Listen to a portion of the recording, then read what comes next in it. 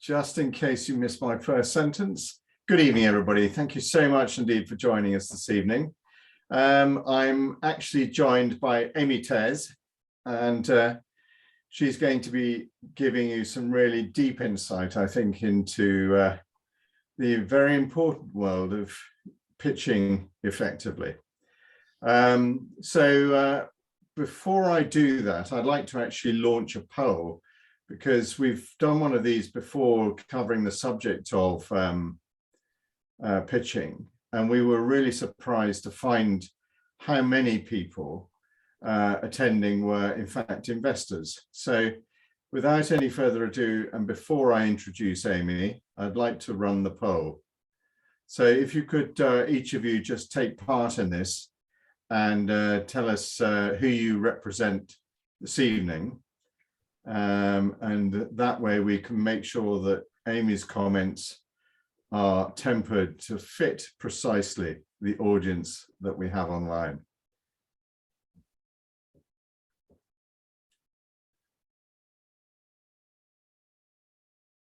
So, a few more to come in. It would be really good if you could take part. It's very easy just to respond. It's instantaneous too on our counter here. Any more coming in? Right, I'm going to end the poll and I'm going to just share the results, because once again, we do have quite an interesting grouping of angel investors present with, of course, founders, a number of advisors, and one or two are none of the above, but I dare say we'll actually get to who you are later on in the evening. So I'm going to drop out of that now. And just to introduce our speaker this evening. So Amy is a communications specialist, and she has built a very solid reputation for leading transformation for Fortune 50 companies. She's works with the very established CEOs, startup founders, of course, very important, and we'll come on to that in just a second, and also politicians. She has actually over 25 years experience of professional acting, leadership, performance, and teaching experience. And since 2015, Amy has been helping some of the most successful companies in the world stay market leaders. And her talk to you this evening is all in the main about script and delivery. And right now, her entire life, and we're checking on this before, is dedicated to startups. And she's literally just stepped off a plane from Italy, having worked with Techstars. So I hope that sets her in context. Amy, I understand you've very kindly prepared a presentation. Can I hand the floor to you? And if you'd like to take us through that. Now, before finally you take over, questions, if you'd like to put your questions in the Q&A box at the bottom of your screens, we will come to Q&A at the end before finally running our last poll. So it would be tremendous to have an interactive audience. Do feel free to put your questions in. Amy, thank you so much. The floor is yours. Brilliant. Thank you, Dermot, for such a kind introduction. And I'm just going to do a little bit of tech here so I can share my screen. Let's see if this is working.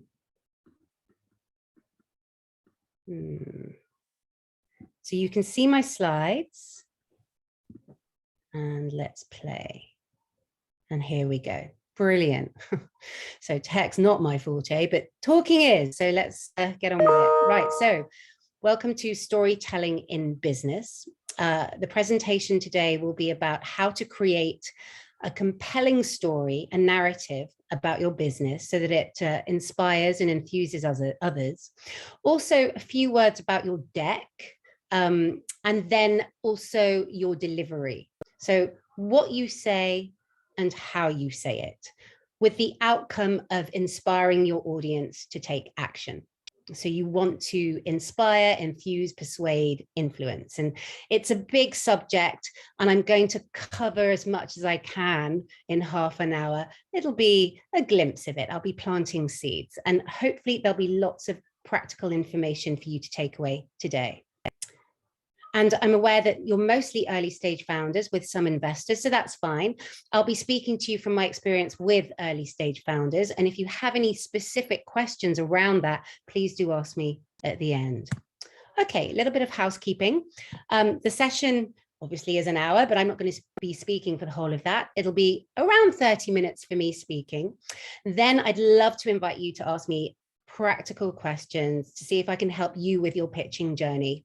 And again, as I said, I'm going to keep this as practical as possible, so you have as many how-tos from the session as I can deliver.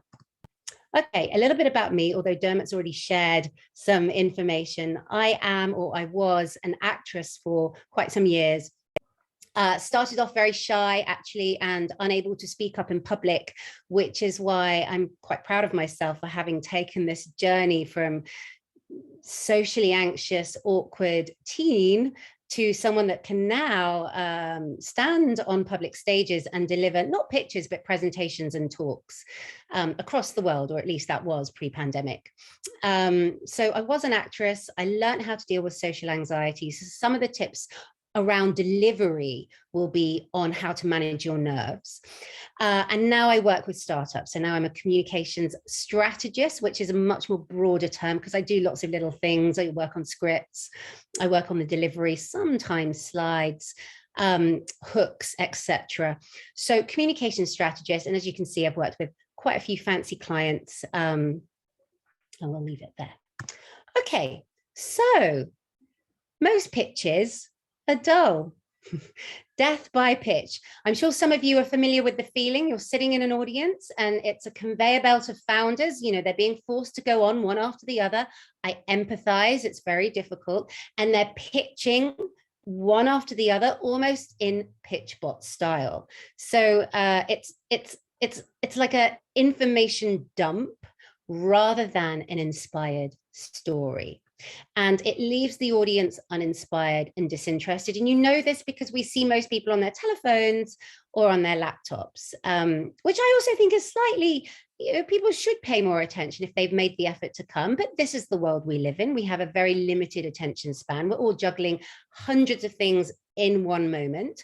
So it's really important that we learn some of the techniques to raise the energy, raise the vibration of our pitches so that they actually land, they actually capture the attention of your audience so that they actually lift their heads up from their phones. And actually, one thing I'll say now has just occurred to me, one of the most effective devices isn't language. It can sometimes be silence. You could walk on a stage and be that single founder who says nothing for 5 seconds. And I guarantee you, everybody will start looking and you'll get their attention. So that's one little technique I'll share with you now. If you're brave enough to do it, we certainly practice it in person. If you were to work with me, we practice playing around with stage presence, holding the pause, which is a very effective communication tool. It's empowering. It makes you look confident. Okay, so story. Only 5% of stats are remembered at the end of your delivery. So if you pack your pitch with numbers and stats, yes, it's interesting and yes, it is necessary. However, if it's excessive, people won't remember it. And it's not very inspiring. Although, having said that, numbers can tell a story if you put them specifically in context, which I'm actually going to come to later. But we remember 65% of the story told. So we want to move into visual language, as in the words are visual and evocative and not sterile business jargon. We also want to think about our slides as being large, compelling visuals like I have here. This is a very memorable slide from Tiffany & Co. It's romantic and it conjures up a feeling. And that's what you want to do. You want to conjure up a feeling in your audience because they remember feelings much more than they do facts. A story brings your facts to life. It adds emotion to information, and that's what you want to aim to do. However, there is a balance. You don't want it to be too emotive at the expense of substance and facts. Equally, you don't want it to be too dry and sterile and fact-driven without story. So we want to find that balance between head and heart. All right, so let's go into a little bit more detail. What are the building blocks of a memorable story? Number one, and this is according to Aristotle, for those who have done philosophy, you've got logos, pathos, and ethos. Logos, what you say. These are your facts. This is the facts of your business, the team, sorry, the problem, the solution, the team, the metrics, the differential, the traction, all of these things are the facts, the building blocks of your narrative. And the structure is included in that. You want to work out where you're going to begin and where you're going to go next, and then where you're going to go after that. That's the through line. So you typically start with problem, you move into solution, and then you may go off into differential, and then financials, team, call to action. I've shortened it there, but that's the through line. And you want to remember your structure so that you always know where you're going. However, at this point, I want to add, a lot of founders that I work with, particularly in the accelerators, who have to learn 3 to 5 minute pitches for demo day, they're encouraged, and I agree with it, to learn a script. So learn a pitch word for word. That way you stay in the time frame, because it's very difficult to do that spontaneously. We tend to go off on tangents and waffle. So you have to learn your script to stay in that time frame. And it's very difficult to make that script come to life unless you are a seasoned actor. So there is a limit to the authenticity of learning a script. However, that 2 to 5 minute pitch is an unusual situation. Often you have longer and you can speak more spontaneously. So my general advice is not to learn a script and to learn instead your bullet points. What comes first? What are you going to talk about next? What's point C, D, E, F, G, and what's the order? And that's really helpful to walk into a meeting knowing that through line, knowing that journey, because you know where you're going. And it keeps you on track if you're one of those people that happen to go off on tangents, which I am one. Right, next we've got pathos. This is the story. This brings the facts to inspired life. It brings meaning to the facts that you're delivering. So it's not just a data dump. You're not just delivering information. You don't need to be there if you're doing that. You can simply email it. We want to bring story, we want to bring meaning, and only you can do that, which is why you're present in the room. You need to make meaning of what you're saying. Now, a lot of founders, when they first pitch, they just throw words out. That's all they're doing. They're throwing words out, glossing over meaning, just trying to get to the end of the sentence, probably trying to rush to the end of the pitch because they want to get off the stage and be gone. The problem with that approach, which is what most people do, is you're indicating that your message has little value. You're rushing because your message isn't important. That's what it subconsciously says. So what we have to do is slow down. So in order to access meaning, so that you can mean what you say, you can think about what you're saying as you're saying it, rather than do what most people do, which is simply regurgitate words that you've rehearsed before. Again, that looks wooden. We look like pitch bots. We all do it, myself included. And we want to slow it down so that we can get into meaning. And that requires some preliminary research into what you're saying. What do you mean by this sentence? What do you mean by this hook? What do you mean by this word? Ask yourself these questions. You analyze your own script so that when you're speaking, you know what you're saying. You know very well what you're saying. Okay. And then finally, ethos. This is why. So you've got what you're saying, you've got how you're saying what you're saying, and now we want to know why you're saying what you're saying. Why does it matter? Why do you care? Why should I or anyone else in this room care? You need to communicate the importance of your solution. So this will lend you credibility. We want to know why, and we also want to know why now. So that's another important question. In fact, there are a myriad of whys. If you keep asking yourself why, you'll get to the bottom of what you're doing, to the heart of it, to the passion of it. And that will communicate in the way you speak. Okay. All right, so how do we actually create an exciting narrative? Like in the movies, you know, we all prefer really to go and watch a movie than we do to go and watch a pitch. So how do we bring the movie, the showbiz into business? That's been my goal. And let's see if we can get there today. So step one of your story, of your narrative creation, the hook. Steve Jobs had a great hook for this piece of technology, and he showed rather than just told you about it. He got the technology in his hand and he showed you, and he said, what if you could put 1,000 songs in your pocket? And he actually did it. And it blew everybody's mind away at the time because they'd never seen anything like it.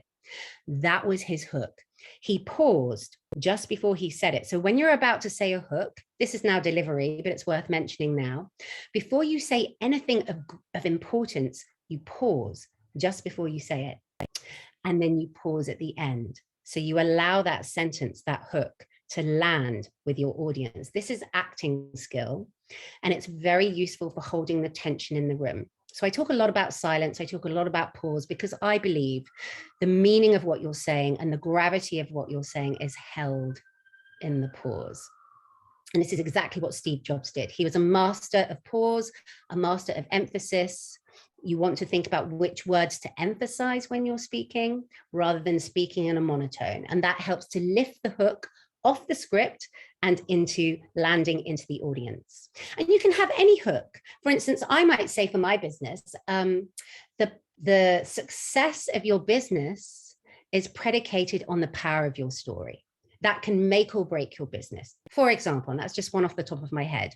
So you want to be thinking about various hooks. Now, I actually think that every sentence you say is potentially a hook. A hook means drawing people in. You can draw people in with how you say every single sentence. You can draw someone in with just a word.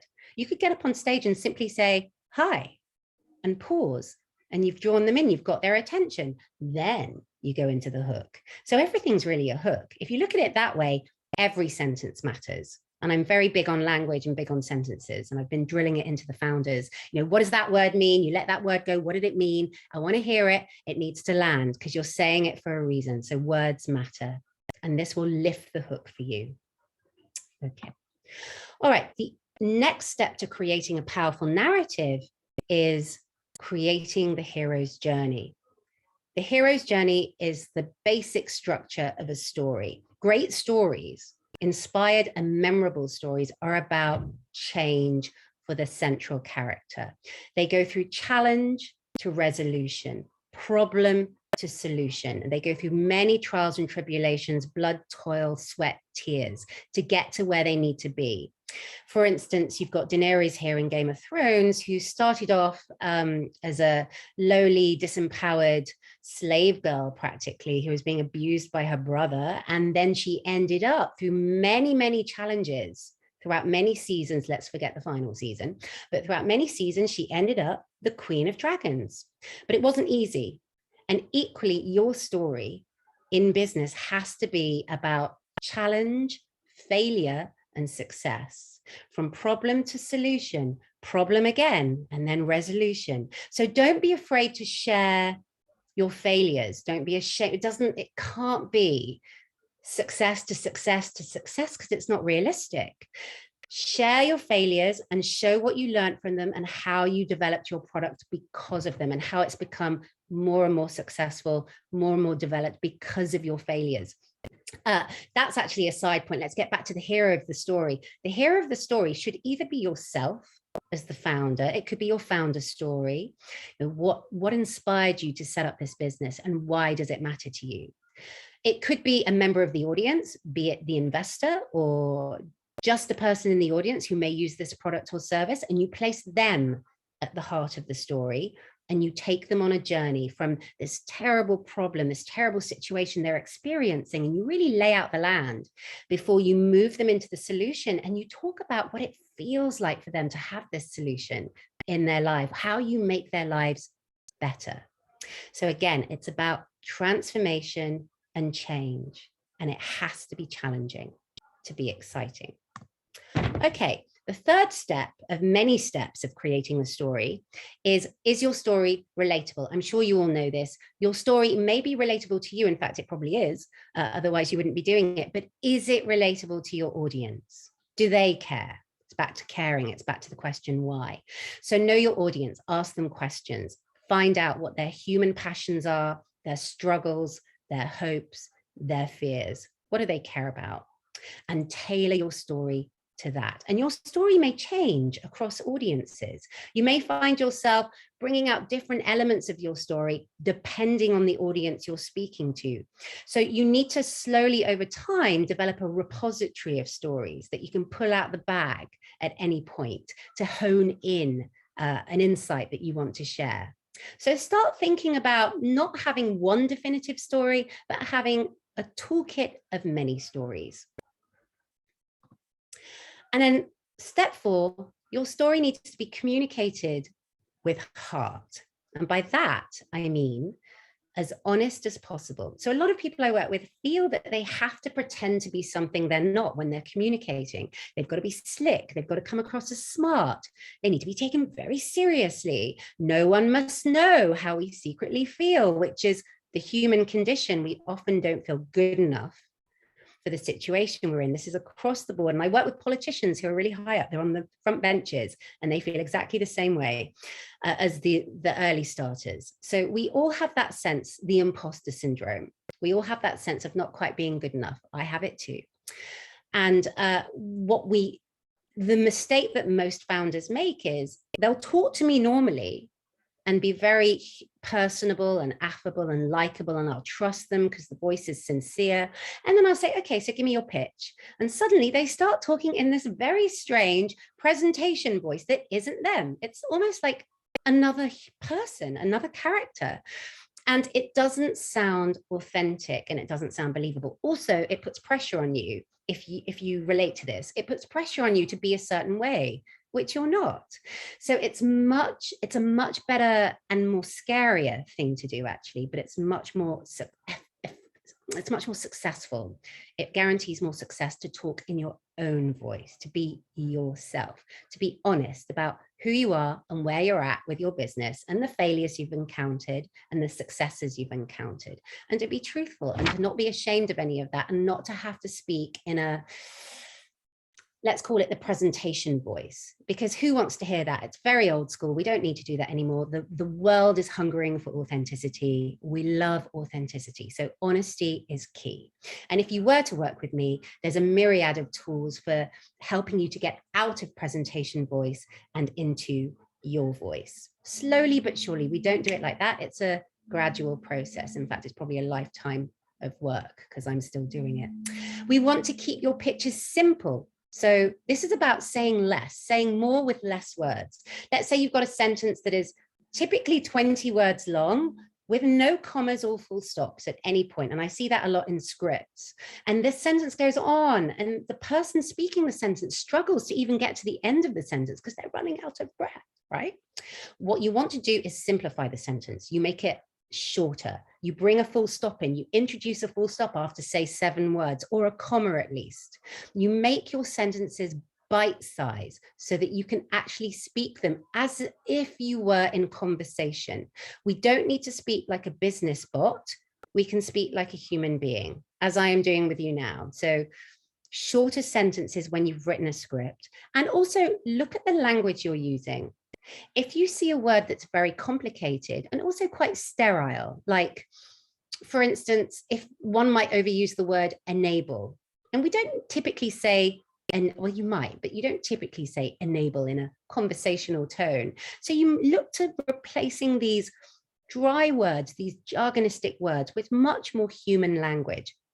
And that simplifies your script and makes it easier to digest. It's not dumbing down, it's simplifying, and simplicity is an art. So if you can say something with less words, 1 word instead of 5, go for that, and cut away the linguistic fat and replace complex words with simple words. And you will sound much more human, much more relatable, and much more authentic. And then finally, a story has to have a takeaway. Not always, but in the main, if you can think about what you want your audience to think and feel after they've listened to your pitch. What's the takeaway? What's the lesson? What's the nugget? What do you want them to churn over in their mind? What do you want them to feel? These are important questions. Remember that they remember how you made them feel much more than they remember what you said, although what you say is important too. So I don't want to denigrate language because I'm a big believer in language. So here, let's look at movies. We've got Back to the Future, one of my favorite movies. And the lesson, which I never forgot as a young girl, if you put your mind to it, you can accomplish anything. And that could be the end of a pitch if one of your products or services is helping people to achieve the impossible, let's say. So takeaways, think about what the takeaway is at the end of your story to leave people with a taste of what's to come. You're enticing them. All right, so now I'm going to move to, that was story. That's how we build a narrative and create scripts. We might want to learn it off by heart if we've only got 2 to 3 minutes to say it. Otherwise, I would suggest bullet points. Now we're going to look at deck, but not very long because I want to move into delivery before I stop speaking.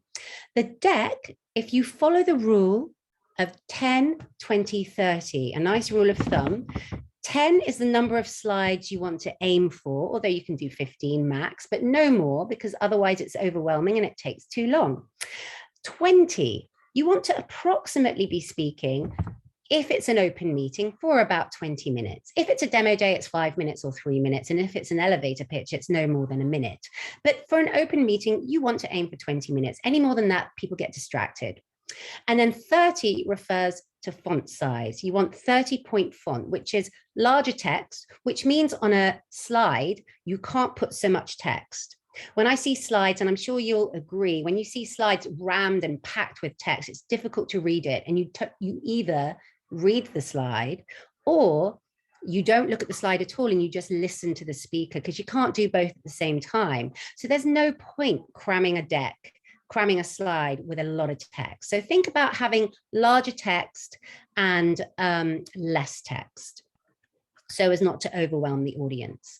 So let's have a quick look at structure. Some of you will know this already, maybe even all of you, but it's worth revisiting.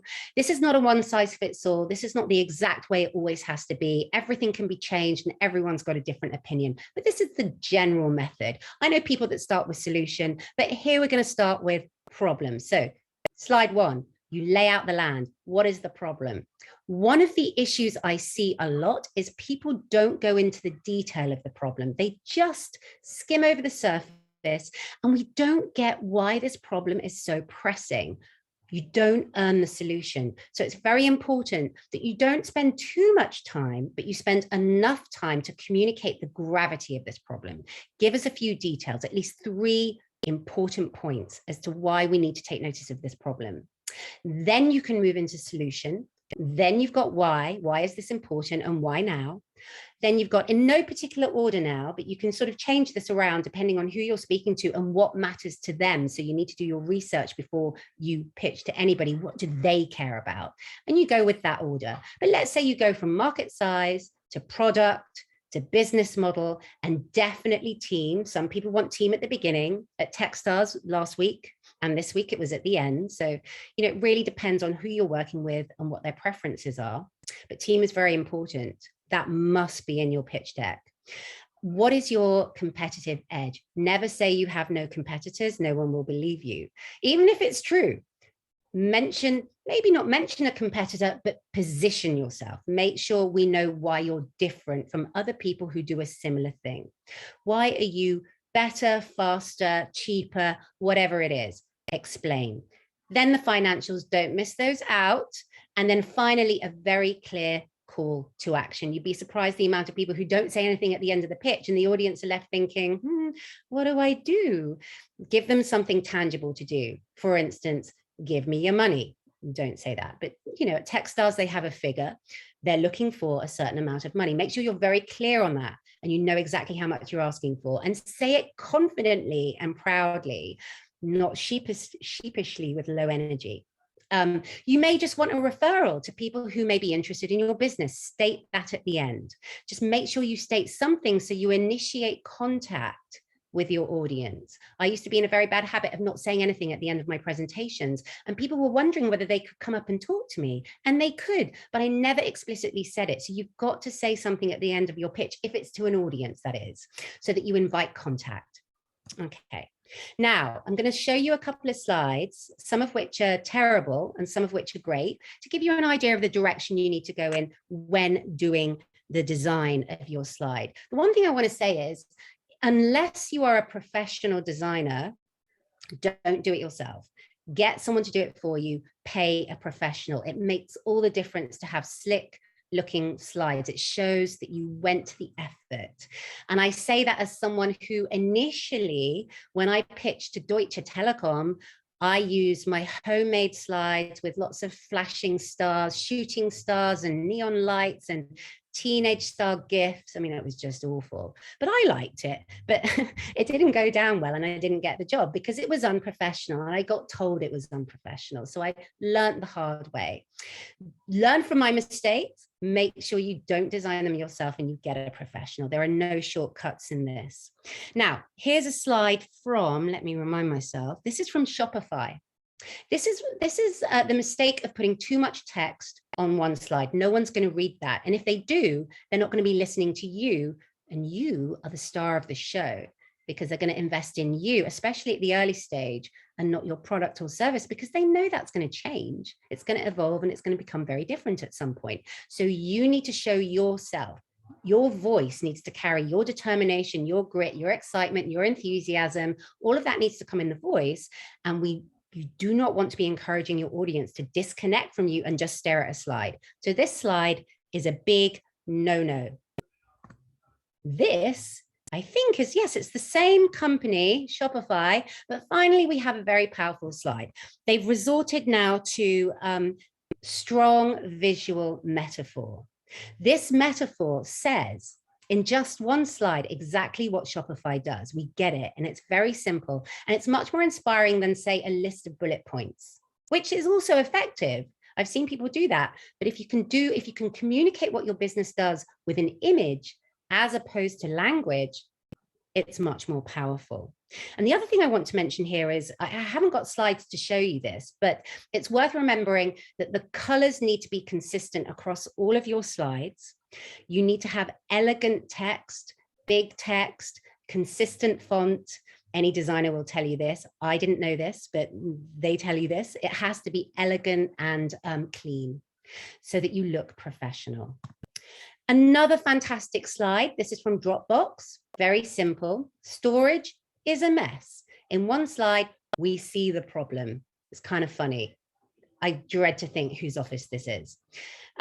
So think of what powerful images you can use and what simple sentences you can also use as hooks.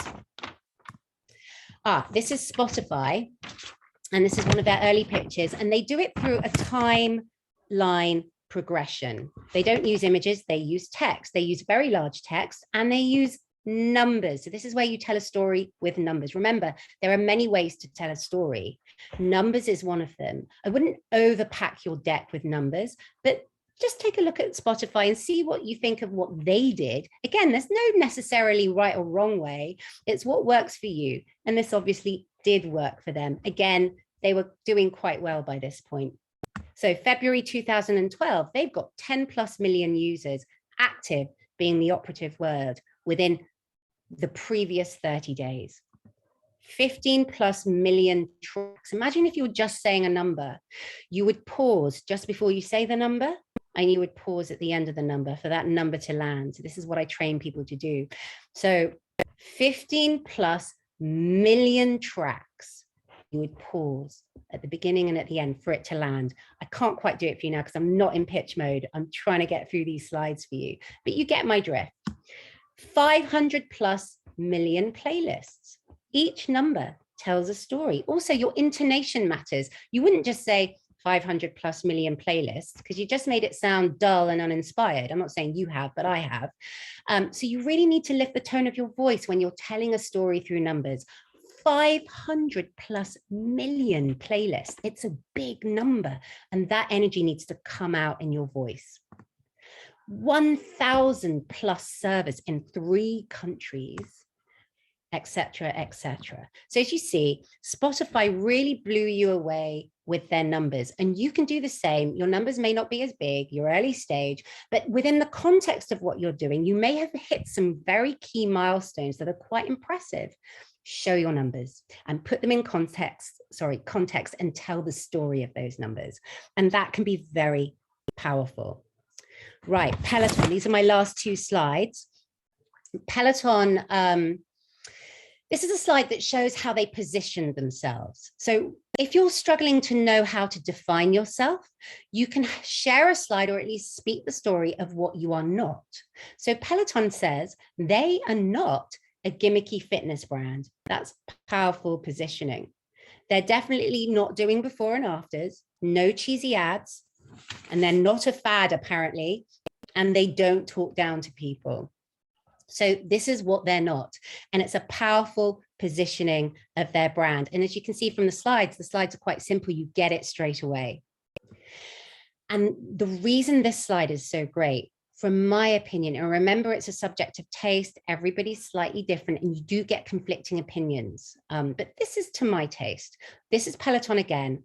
They're not using supermodels or models, fitness models with perfect hair, who aren't sweating in beautifully lit studios with like the Buddha statue behind them. They've got a sweaty guy who isn't a model, probably just a regular guy in his bedroom, which is dimly lit, on a Peloton machine. So they've kept it very real, and that's how they differentiate. And it's quite powerful if you think about it, because it is, as a gym enthusiast, it is very, very different from, let's say, Gymbox and all the other gyms that go for that more generic style of advertising. And what I also like about this slide is the text is minimal, it's in the corner, and you've got that title, Peloton pushes me to excel. Not us, not even you, it's me. And the choice of that word me, I found interesting. I liked it because it made it very personal. When you read it, you feel almost like you are talking about yourself. And you put yourself in the story, you put yourself in the picture, and it's subconscious. So these little nuances are very powerful in branding. Okay. Oh, quick word about lighting and background before I move into delivery. There is more. I don't know why I thought that was the end. Right. So lighting and background. Make sure if you're doing a pitch online that you have a very clear and uncluttered background. I once did a pitch. No, it was a workshop actually, and I had the CEO of SoundCloud in it without realizing. And it was early days in the lockdown, and I had my entire closet behind me open with clothes and bras and shoes hanging out. It looked like I'd been partying since 2003, and I didn't even know how unprofessional it was. I got told at the end, don't do that again. I make the mistake so you don't have to. Have a clear black background. Keep it clean, tidy it up. The other thing is lighting. I don't have a ring light today because mine's broken, but you want to make sure you either have a ring light in front of your computer. I think you guys and girls must know this by now, but just in case, ring light in front of your computer so the light hits your face. Or if you don't have that, sit in front of a window so you've got natural light hitting your face. But I won't say much more about that because I feel like most of you will be either in person or you know this by now. So moving swiftly on, let's talk about delivery. 85% of people, according to the internet study, and the internet's always right, 85% of people are nervous when they speak publicly. And I believe the remaining 15% are lying, because everybody is nervous, everyone. And I've worked with so many people over the past 5 years. And then before that, I worked with so many big actors, people that people admire and put on pedestals, who are, sweating in the sidelines, really nervous about getting it wrong. We're all anxious about getting things wrong, not saying the right thing, losing our way, perhaps going blank in the middle of a pitch. I've had people do that. You get brain fog, or the thoughts race. You're in the fight flight, the threat centers are firing, and you can't think. It happens to everybody. And I want to reframe nerves, actually, because people will say to me, how do I get rid of my nerves, Amy? And it's no. We don't want to get rid of our nerves. We want to reframe them as energy, because that's exactly what it is. It's the gift of energy. Wow. I've got energy. I'm nervous. I've got energy. It's because I care. The stakes are high. I care. Great. This has consequence, as it should. Not too much, within reason. It's not life and death, but nerves are a gift. If we reframe them as energy, perhaps even excitement, you then might be able to channel that energy by breathing deeply. And I'll get into that in a minute. We breathe deeply into the belly, take a couple of deep breaths, feel the nerves, woo, and then you start speaking from that place. You've just tapped into a huge repository of power. So nerves are power, not nerves are bad. And he agrees.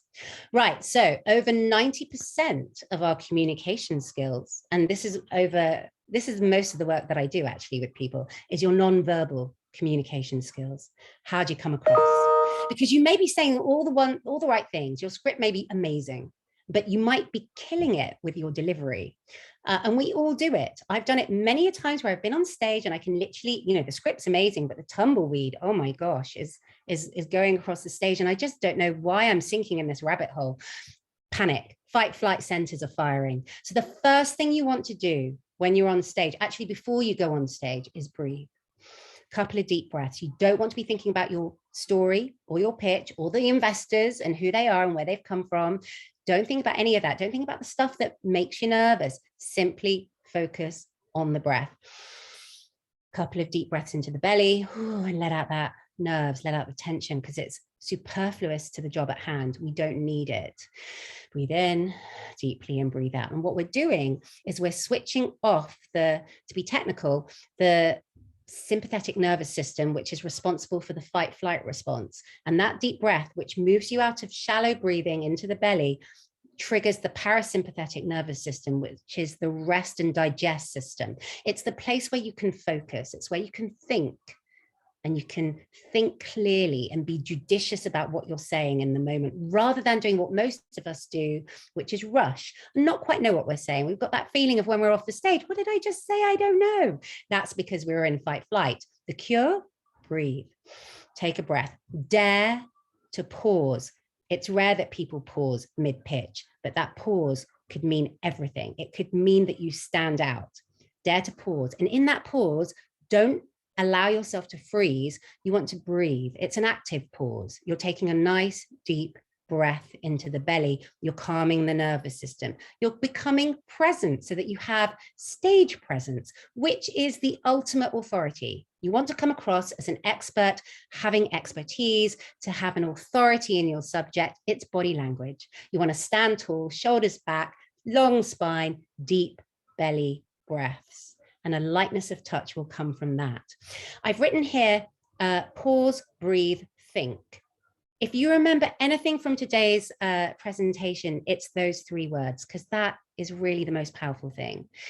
If you can pause, and in that pause, take a breath, so that then you can think constructively rather than think in a panicked way, then you'll always know what to say. And even if you make a mistake, because you're human and you're fallible, I've made a ton of mistakes already in this presentation. I've slipped up on so many words, but I'm very experienced in recovery. And that's the skill you want to learn. How do you recover from a perceived mistake? It's not really a mistake, it's just you being human. But how do you recover from that? Well, you pause, take a deep breath, think strategically, and then you'll know what to say, because you'll be in the prefrontal cortex where you think creatively and you won't be panicked. The hormones won't be firing. And it's the breath, it's the pause and the breath that helps you with that.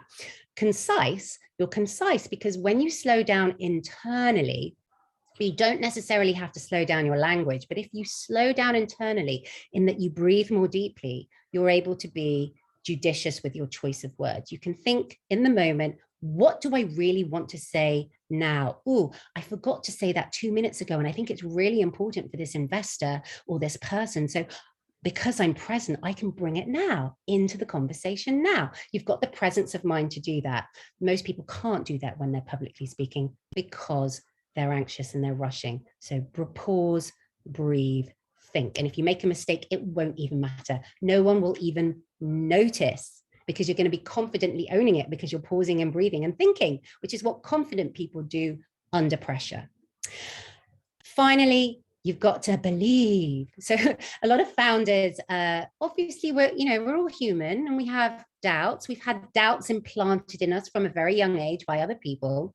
And we live these programs sometimes our entire lives. And for a brief moment of time, if you want to be successful in pitching, you've got to step away from that programming, but it's very hard if that inner critic's going, rubbish, it's BS, they're going to see you for who you really are, all of that stuff going on. And so what I learned to do at drama school and beyond, and it's not about being fake, it's about act, I prefer these words, not fake it till you make it, but act as if you're confident. What would a confident person say right now? What would they do? How would they act? How would they speak? How would they move? And dare yourself to step into that presence, even though a part of you doesn't quite believe you're there yet, doesn't think you're ready. Do it anyway. So this is about facing fear and just jumping into the deep end. So you walk on stage and you act as if you're confident. You slow things down, you take deep breaths, and you believe, you advocate for yourself. That's about advocating for yourself. It's not about faking it. Finally, energy. So the amount of people that speak in a monotone, they lose enthusiasm, it's just one long blah, blah, blah, blah. That's about energy. It's about sitting on your energy as opposed to releasing your energy. So you want to find ways to release your enthusiasm, which is energy, or your nerves, which is energy. One thing you can do before you go on stage is do some physical activity. Jump up and down, do some burpees, run around.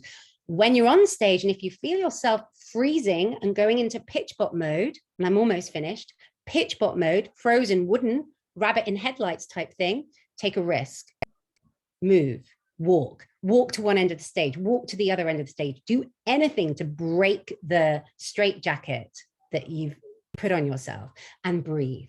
And this is scary stuff, but it's doable. So this is about stage fright, which invariably most founders I work with have it. I know there'll be some people on the call that are very experienced, and this isn't for you. This is for those people that have social anxiety, especially when founders, the last thing I will say, a lot of founders I work with are introverted, spend a lot of time behind their computers, are not very good at telling stories, not experienced. They can develop that talent. Anyone can develop that talent. They're not experienced. And so it's useful to learn the tips and techniques to handle the anxiety that comes with speaking, perhaps even for the first time, about your business. So that was a very condensed 3 years of drama training plus 20 years of acting experience into 40 minutes, story, deck, delivery. I hope that within that, there are at least 1 or 2 nuggets for you to take away. If I've confused you, or if I've not mentioned anything that you want to find out about, now's the time. I welcome you to ask me some questions.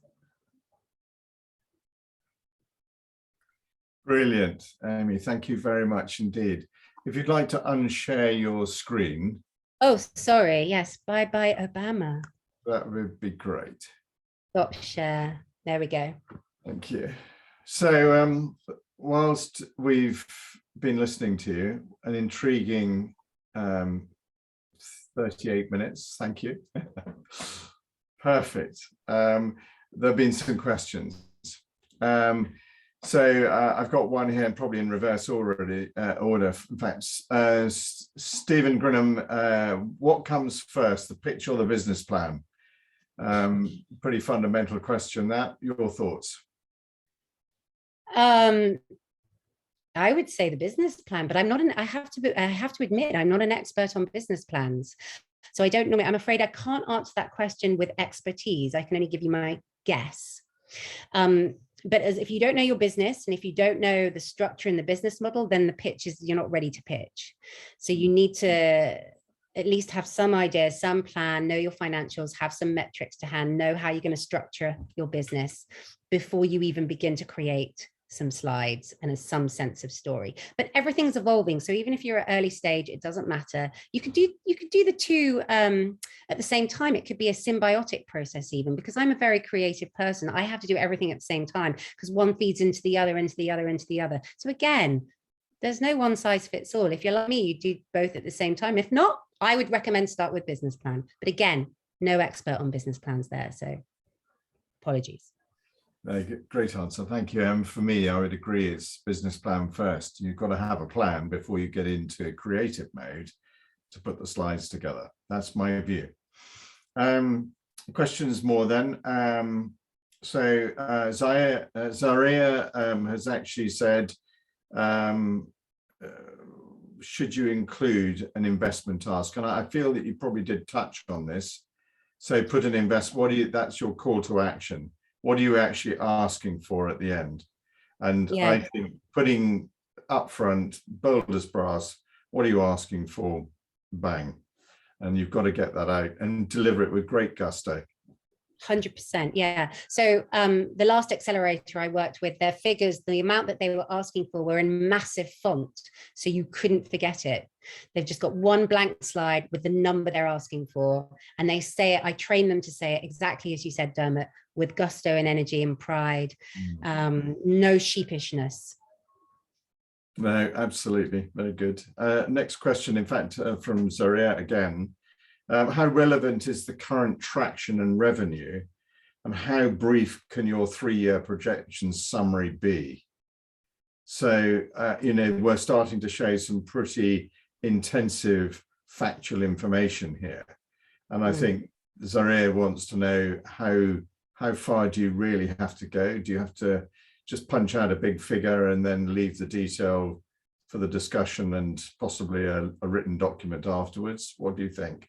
Yeah, so it really does depend on the situation. If you've only got a couple of minutes to pitch, you cannot go into detail on these things. You can only plant seeds. So you gloss over various facts, you deliver them, the sort of the premise of every fact that you want to deliver. And then when you go in the Q&A, that's when you go into detail, or the conversational part of your pitch.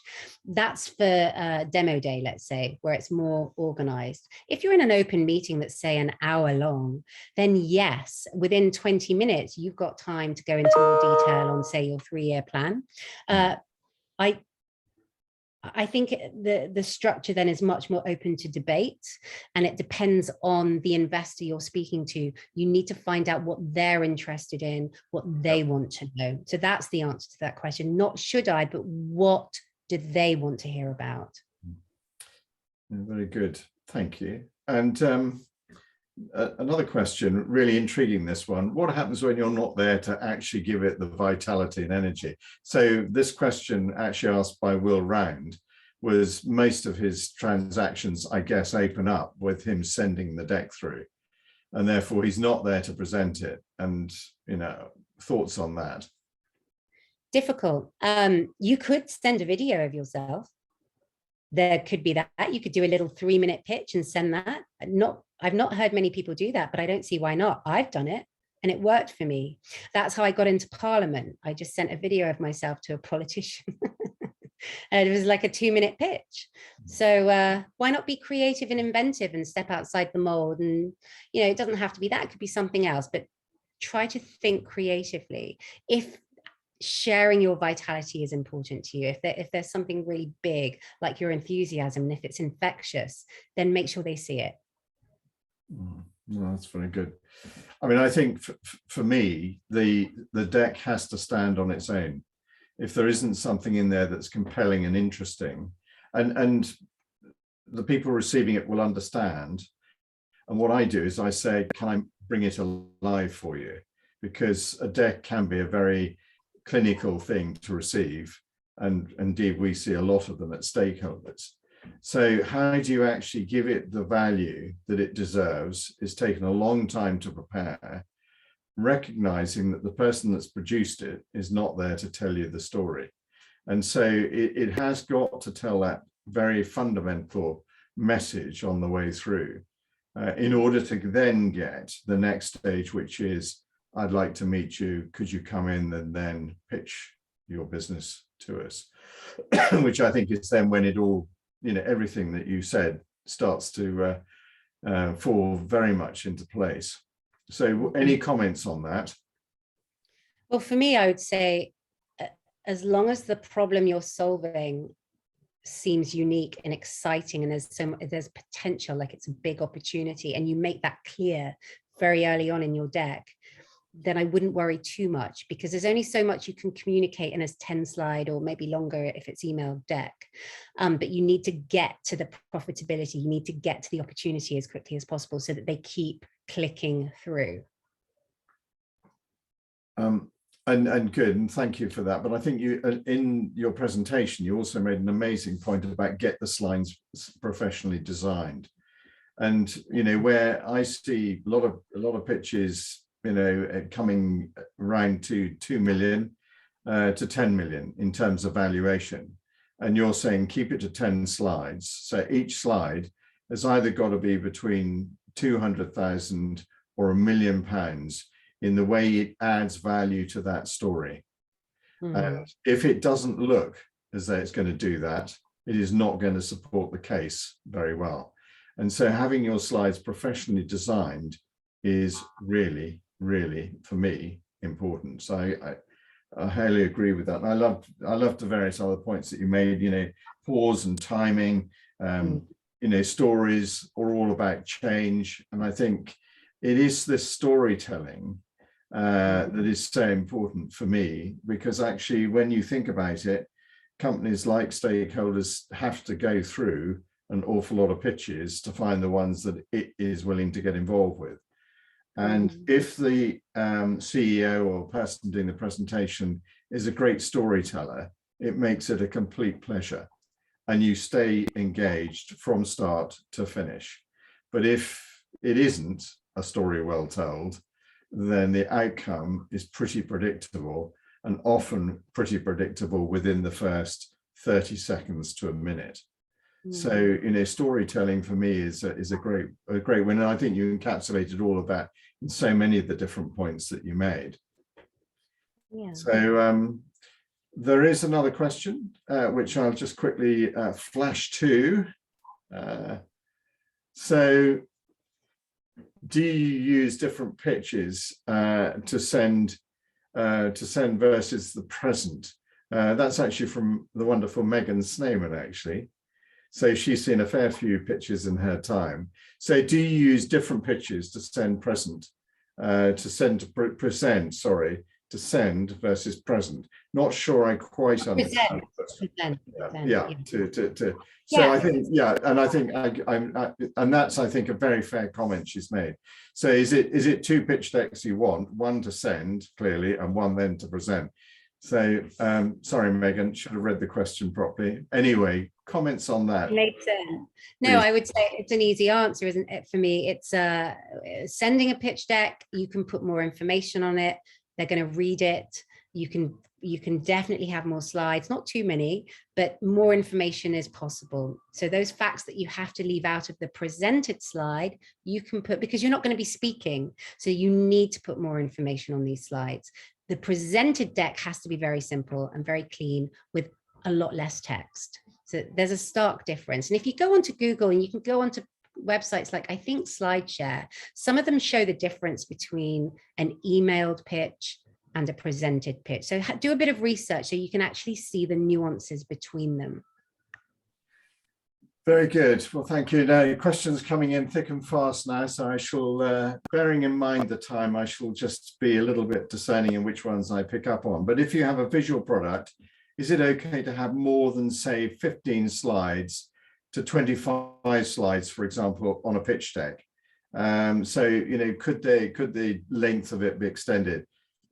Comments, love to hear from you on that. Yeah, I mean, again, there's no hard and fast rule. I would say if you're having a lot of slides and they're visual, as long as you're clicking through them, perhaps it's like a quick click through, then that's okay. But if you're spending a long time on each slide, then the presentation itself becomes too long and wordy, and you will lose attention. I think you need to stick to 20 minutes and no more, because actually what you want to be doing with your investors, let's say you're in a meeting in a room with your investors, it's not to a massive audience. You only want to present for 20 minutes, which is why a number of slides matters, so that you can get into conversation with them. And it's in that conversation that you can create even more connection. You can bond with them. You can share answers to their specific questions and engage them much more thoughtfully, which is, again, why it should only be 20 minutes. So if you've got 25 slides, as long as you're clicking through them quick enough and it makes sense to do so because they're just big images, it's like a movie, then that's okay. But I wouldn't linger on each slide for very long. Very good, thank you. There are one or two other questions that we need to tackle, I think. if you've got the time. I have. Great. So great presentation, actually, from someone who's responded anonymously, having very kindly given you the praise that you jolly well deserve. So for an investor presentation, what is the best way to pitch 2 to 3 technologies at different stages with regards to the problem solution section, and without making the presentation too long and cramming in too much? So it's quite an intricate answer, I think we're going to have to craft for that one. I'm not sure I understand the question. Well, it's almost like pitching 2 to 3 different technologies at the same time as part of, I guess, the overall solution. And so, that's fine. As long as you're whoever answers the question, as long as you're very precise about the differences. You know, you've got solution 1, a little bit of information, clearly defined solution 2, and it's different to 1, a little bit of information, and then solution 3. So you're very clinically presenting that, and it becomes clear and easy for whoever is listening to digest. If we rush from one solution to the other, like we might rush from one benefit to another, people tend to list things, throw them out there with no differential between them. It's difficult to register. So it's not about, I mean, you wouldn't want to go more than 3 aspects to each point in a short pitch, but let's say solution has 3 points. You just want to make them clearly defined from each other in the tone of language you use, to be honest. And you could even place them physically. You could say, we have here solution 1, bum, bum, bum. Solution 2, ABC, and solution 3. So you've placed them in different parts of the room spatially, which can help to clarify and define them. So there are all these little tips. Very good. Any comments on dress code? So don't follow my example, but neutral tones for online. If it's too light or too dark, tends to wash you out. And in person, I just wouldn't take any risks too much, but that's me. I'm quite conservative. Smart casual, I always go for. It seems all the founders I work with are smart casual. For instance, the other day in Techstars, some of them were wearing suits with trainers. So, and that seems to go down okay. And a lot of these investors are dressed similarly as well. So, you know, and again, it depends on the company. If you're going to a very traditional investment bank, for instance, you might have to really smarten up. Again, depends on your audience. It does. Thank you so much. Well, I think with that, I'm going to run the last poll. And then I'm going to come back, Amy, and just say thank you to you, because I think we've had an enthralling time with you this evening. So just let me, everybody, run the last poll. So here we go. Could you please give us your best on this last quick piece of response? Would you kindly tell us what you thought of the evening, what you've felt about it, and also what other topics you might like to see in future webinars? And there's a final point. We actually have got, Stakeholders has got its own quick, very snap investment round coming up. So if you're interested in that, do let me know. So just a few more seconds then while it's on and up. It'd be really good to hear from you all. It's really useful. Your feedback makes these evenings really fundamentally good.